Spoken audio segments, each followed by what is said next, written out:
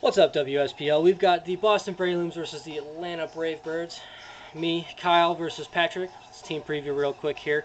Pat's bringing the Heracross, the Azelf, his Mega Venusaur, Heatran, Blastoise, and that Sableye. I've got Clefable, Honchkrow, Dragonite, my Mega Blastoise, Ferrothorn, and that Diggersby, though.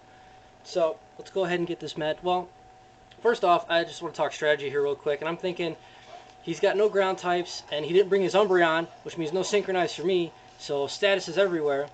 Although I do got to watch out for that Sableye because it's got Prankster, and I know it's got Prankster, because why else would you run Sableye? So I'm thinking I'm going to lead off with Clefable, and then go from there, either go for a knockoff or T-Wave something. So let's go ahead and begin.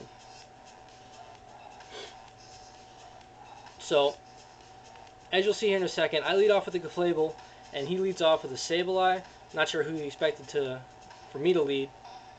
But I'm thinking here, nothing wants to take a T-Wave, and if I can T-Wave this thing, I'd be good to go. So my first move is to go for a T-Wave. He pulls out, and in comes his Heatran. This thing I expected to be Air Balloon, and I was surprised not to see it be an Air Balloon, because I was expected either a Choice Scarf or a special attacking one. But I don't think that's the case in this point, since there's no Air Balloon on him.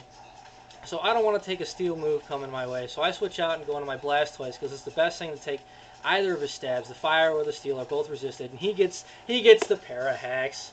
He's PZ'd. There's going to be a lot of that this match. So I go ahead and go for the Mega Evolution, and figured, why not? Let's see how much a Water Pulse is going to do. And he's PZ'd again. Not sure what he had to go faster than me at that point, but I guess I'll never know. And then this Water Pulse does, it does almost half. And that's when I figured out, this thing's got to be specially defensive. So I'm going to hit him with another Water Pulse, not expecting him to swap out. And it almost kills it. Almost. And I get the Confusion, which is nice, which means he has like a 30% chance to get anything off. But you know what? For some odd reason, he breaks through and gets his Stealth Rocks up. I was like, awesome. Cool. Now, I was at a crossroads here. I was like, do I kill the Heatran and have something else come in on me that can deal damage? Or do I go for a Rapid Spin now? So I figured I'd just go for the Rapid Spin. I mean, I don't really lose anything for it. But, he snaps out of the Confusion, but he gets PZ'd. Lots of PZ'd. Hacks galore. That was kind of my strategy going in this. I mean, I practiced with Charlie, and PZing everything seemed to be working out really well, so I went with that route. In comes the Venusaur. Now, I should have Dark Pulsed instead of Water Pulsed, because it would have done the most damage across across everything, barring fucking Sableye coming back in. But I was like, I gotta kill this thing, so I went with the safe Water Pulse. And then I bring out my Ferrothorn because it pretty much walls Venusaur. I mean, unless it carries the HP Fire. But I got an Oka Berry on my Ferrothorn, so it means any fire damage I take is going to be halved instantly, so that's good. And he goes for the Giga Drain, which I guess he was going to try and deal the most damage to my Blastoise. Didn't want to go for the Sludge Bomb, fearing the Ferrothorn anyway, to get some damage off, I guess. So then it does reveal that he has the hidden Power Fire. So my Berry goes off, and I'll take a little bit of damage, which is pretty good. And I'll get my Stealth Rocks up. And I'm like, I'm pretty sure I could take another HP Fire, so I'm going to go for the T-Wave, because this is Team Thunder Wave at this point. So he hits me with the HP Fire, and I just live with that. I get my T-Wave off. I'm like, alright, this is pretty good, but there's no reason for my Ferrothorn to go down now. So I'm going to switch out, and I bring out my Dragonite, thinking, he's going to go for either a Giga Drain or an HP Fire to take me out, and I can resist both of those. He does go for the Giga Drain. Does break my multi-scale, but it's alright. And this is a perfect opportunity for me because he's either A, going to switch, or B, he's going to stay in. And if he stays in, I've got the Lumberry for the Sleep Powder, so I'm going to get a Dragon Dance up, which is exactly what I do. But he gets PZ'd. So, and then he's going to withdraw. And I was toying whether or not to go for another Dragon Dance or straight for a Dragon Claw at this point. But I figured the safe bet's to go for the Dragon Claw in case Sableye comes in. That way I could two-shot it. So he brings out Heatran, takes the Dragon Claw, Heatran's down. No biggie there. +1 speed, +1 attack, still have most of my health. In comes the Sableye, like, you know what, I got the Lumberry. I'm just going to go for the Dragon Claw and see what happens. He goes for the Willow, and he misses. More hacks. Hacks in my favor. Dragon Claw at +1 is going to take Sableye out without a problem. Despite Sableye being relatively bulky, it's still not going to take a +1 stab Dragon Claw. Then comes a Blastoise, and I'm thinking this thing could have Ice Beam.